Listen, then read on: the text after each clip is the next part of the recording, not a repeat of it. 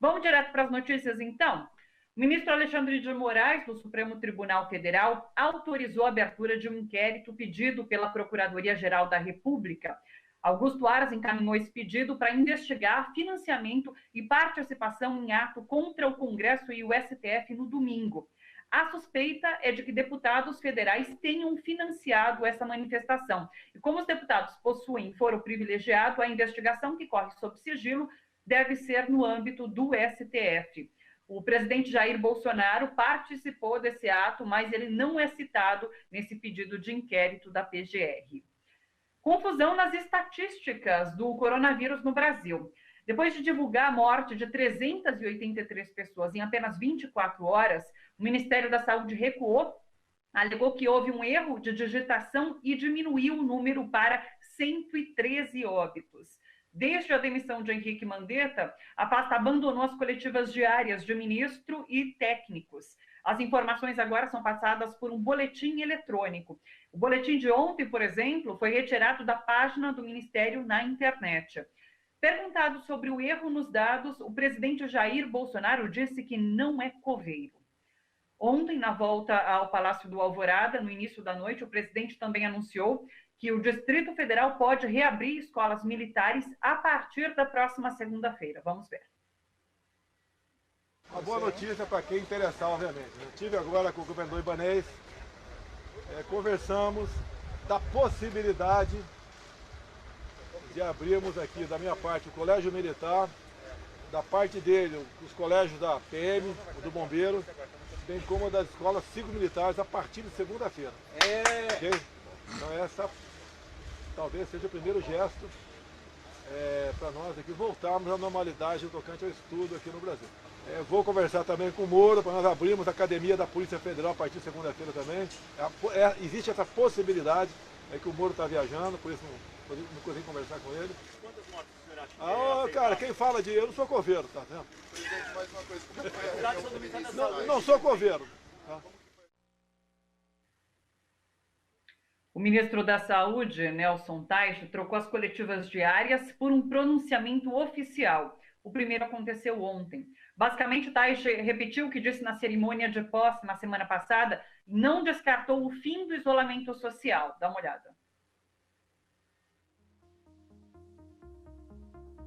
Isso é muito importante para o nosso processo que está sendo desenhado de usar os testes para melhor entender a doença, a evolução e fazer um planejamento, um projeto que já está sendo feito para revisão do distanciamento social. Além disso, a gente tem um contrato que foi feito com o DASA, hoje, que vai processar 30 mil exames por dia. Isso é muito importante, o contrato chega a 3 milhões de exames. Desses 3.300, 1.150 vão ser entregues em maio. Essa combinação do diagnóstico, do tratamento e da preparação para a saída do distanciamento social, isso faz parte da estratégia da abordagem da Covid-19. E o terceiro, que a gente vai, com essa preparação, desenhar esse programa de saída progressiva, estruturada e planejada do distanciamento social. Ao preferir esses pronunciamentos gravados, editados, controlados, Nelson Teich impede que jornalistas questionem os números e as ações do seu ministério, do Ministério da Saúde, nessa pandemia do coronavírus, né? O Brasil caiu 2 posições no ranking anual de liberdade de imprensa. Pois é, esse ranking é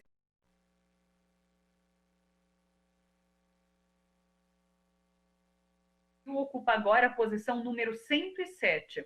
No ano passado, ocupava a posição número 105. Caiu 2 posições, portanto. Sobre tudo isso, conversamos agora com o jornalista Rodrigo Viana, que já está com a gente. Oi, Rodrigo, tudo bom? Tudo bom, Thalita? Boa tarde para todos que nos acompanham. Estou à disposição aí para as indagações que você queira fazer. Vamos lá, Rodrigo. Eu queria começar conversando com você sobre essa questão do jornalismo mesmo. Inclusive, a ONG Repórteres Sem Fronteiras justifica essa queda dizendo o seguinte: a atitude hostil dispensada pelo presidente Jair Bolsonaro aos veículos de imprensa desde o início da pandemia de coronavírus, o ódio a jornalistas encorajado por parte de seus apoiadores fizeram o Brasil cair essas duas posições. E, de fato, é o que a gente tem visto já há algum tempo, naquele cercadinho ali no Palácio da Alvorada, esses ataques diários que acontecem de Bolsonaro contra jornalistas, dos próprios apoiadores, que também ficam ali num cercadinho separado, aos jornalistas, né? Exatamente. A gente tem reparado, inclusive tem um vídeo que circula na internet com uma sequência de ataques a jornalistas trabalhando, gravando na rua. Geralmente são jornalistas de televisão, né? Porque daí estão com equipamento, viram alvos mais ostensivos para essa turma do bolsonarismo, que transforma a imprensa num grande inimigo, né? Isso é a tradição dos regimes autoritários e de ditaduras ao longo da história. O que a gente tem visto no Brasil é uma hostilidade verbal por parte de Jair Bolsonaro. Ele privilegia, não tem critérios, né? Distribui verbas para os amigos, ataca as emissoras que ele considera inimigas, sem nenhum critério técnico, e com isso vai construindo, ou vai destruindo, na verdade, né? Ele vai construindo uma nova ordem e vai destruindo a ordem republicana. Outro dia alguém deu essa definição que eu achei muito apropriada. O Bolsonaro, de fato, foi eleito, né? Foi eleito pelo voto direto, isso ninguém contesta, foi eleito por maioria do voto do povo. Acontece que uma república democrática não é só o voto direto no presidente da república. O Bolsonaro dá a impressão que ele quer uma democracia, entre aspas, sem república. Democracia sem república. Porque república, eu estava até lendo aqui, retomando um pouco de alguns autores clássicos, né, os federalistas nos Estados Unidos. Não estou falando de comunista, de socialista, não. Estou falando dos fundadores dos Estados Unidos da América, né, os chamados federalistas. E antes deles, Montesquieu e outros pensadores na Europa, que estabeleceram regras para que funcione uma democracia, uma república, principalmente nos Estados Unidos, né? Estão os pesos e contrapesos. Não basta eleger o presidente, ele não pode tudo.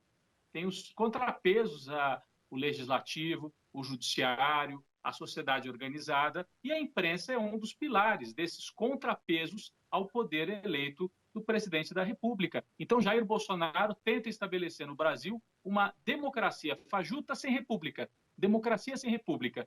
Eu acho interessante que hoje nós estamos no dia de Tiradentes, né?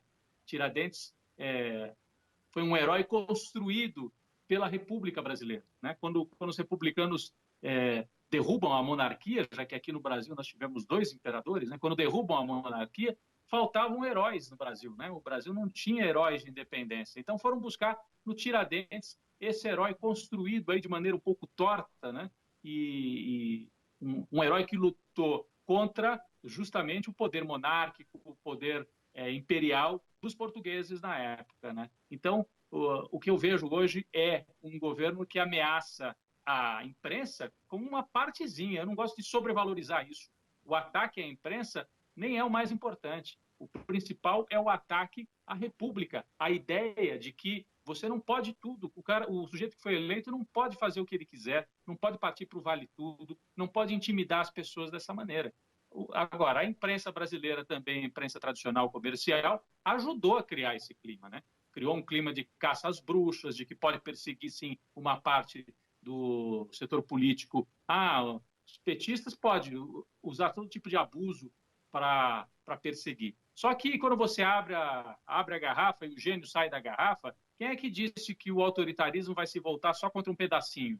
Se você autoriza que isso se faça, esses abusos que nós vimos há 10 anos no Supremo, depois na Lava Jato, agora se espalham para toda parte, chancelados pelo presidente da República. Então é uma situação muito grave, eu acho, Thalita. Rodrigo, como você vê a aceitação agora por parte de Alexandre de Moraes no STF da abertura desse inquérito para investigar os atos que aconteceram no domingo, atos que pediam intervenção militar, um novo ato institucional número 5? É simbólico, é bastante importante esse inquérito acontecer nesse momento? Apesar do nome de Bolsonaro não estar incluso nesse rol de investigação. O nome de Bolsonaro não está, mas provavelmente estará o nome do filho, do Eduardo Bolsonaro, que foi um dos incentivadores desses atos na porta dos quartéis, atos que literalmente pediam a volta da ditadura. O que é isso, né? Eram atos de intimidação à sociedade brasileira, à sociedade democrática brasileira. Então, como dizem os mais novos, demorou, mas, ok, eu acho que o Alexandre de Moraes, o ministro, mostra coragem de, nesse momento, aceitar o pedido da Procuradoria-Geral da República e investigar deputados que foram eleitos pelo voto do povo, ajudaram a organizar ações com ataque direto à Constituição, pedindo ditadura, tem que ser investigados. Isso é crime, estão cometendo crime. Então, provavelmente isso vai chegar no Eduardo Bolsonaro, na Carla Zambelli, em outros deputados aí dos ultra-radicais extremistas do governo Bolsonaro, da turma do Bolsonaro, e talvez seja um recado para o Bolsonaro, porque o quadro político é muito confuso hoje no Brasil, né? Porque as pessoas falam, por que as instituições não reagem? Por que o Rodrigo Maia não abre o impeachment? O Bolsonaro cometeu vários crimes de responsabilidade ao ir para a rua, ao romper o isolamento, ao provocar as instituições, ao defender a ditadura. Por que não abrem o impeachment? Porque há uma avaliação nos setores aí tradicionais, de centro-direita, de que tudo que o Bolsonaro quer é a abertura de um impeachment, que daí ele pode posar de vítima e pode dizer, é o golpe das elites do sistema contra mim, que sou um bonzinho eleito pelo povo. Então, o impeachment, se o Rodrigo Maia abrisse o impeachment, talvez fizesse a vontade do Bolsonaro. Ele provoca, quase que pedindo o impeachment. Isso não quer dizer que a sociedade brasileira não deva discutir o assunto, mas talvez seja mais inteligente você ir comendo pelas bordas e atacar, por exemplo, os filhos dele, atacar de maneira institucional, não como eles fazem, como cães selvagens, mas de maneira institucional. E fazer com que eles respondam pelos abusos e por tudo isso que eles vêm fazendo, por essa agitação, por essa tentativa de destruir a democracia no Brasil. Então, em vez de você atacar logo a figura central e dar a ele a desculpa para um contragolpe, você pode ir para os filhos, para esse esquema político que a CPI das fake news também está investigando, esse esquema do chamado gabinete de ódio que funciona de dentro do Palácio do Planalto. É muito grave. É o Palácio do Planalto tentando minar a República Brasileira. Rodrigo, a partir daquela carta dos governadores, que 20 governadores do país assinaram contra a participação, inclusive, de Bolsonaro naquele ato do domingo, você acha que a gente pode visualizar uma coalizão de partidos de esquerda, direita, de centro, para deter Bolsonaro e as políticas que ele tem defendido nesses tempos de pandemia? Eu vejo sim dessa forma. Muita gente dizendo precisa de uma frente ampla para derrubar ou para pelo menos colocar um freio no Bolsonaro. Sim, precisa de uma frente ampla. A esquerda e a centro-esquerda sozinhas têm aí 30% de apoio no Brasil, 35%, e tem 100 ou 120 deputados na Câmara. Então, sozinha não tem força. A centro-direita tem mais aí uns 20% de apoio, mais uns 120, 150 deputados. Então, você precisa juntar a turma do Rodrigo Maia, a turma da esquerda, da centro-esquerda, PT, PDT, PCdoB, PSB, essa turma, o PSOL, né? E os setores sociais estão aí representados, e fazer uma frente ampla. Essa é condição necessária, mas não suficiente para derrotar o bolsonarismo.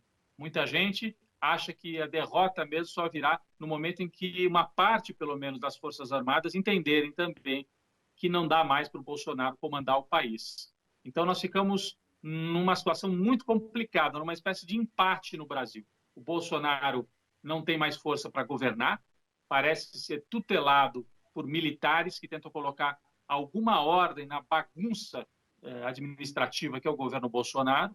E, então, de um lado, isso ele não consegue governar sozinho, mas consegue ter força suficiente para impedir a sua derrocada, porque ele tem 30% de apoio, põe gente na porta dos quartéis e mostra força nas baixas patentes, nas polícias militares por todo o Brasil. Mas, sendo mais objetivo, sim, essa carta dos governadores é na prática, sem precisar de manifesto político, de partido, na prática, uma frente ampla de todos os setores políticos no Brasil para conter os desvarios e os riscos que o Bolsonaro traz para a democracia brasileira. Rodrigo, agradeço demais a sua participação. Sempre um prazer conversar com você, te receber aqui no Bom para Todos. Até uma próxima. Um grande beijo para você. Obrigado, Thalita. Até uma próxima. E a gente segue preocupado, principalmente com a pandemia, né? Como é que o país pode se organizar e reagir a esse quadro todo, essa desorganização política. Então, é muito preocupante, né? A gente ter essa desorganização em meio a uma pandemia. Mas muito obrigado, até uma próxima.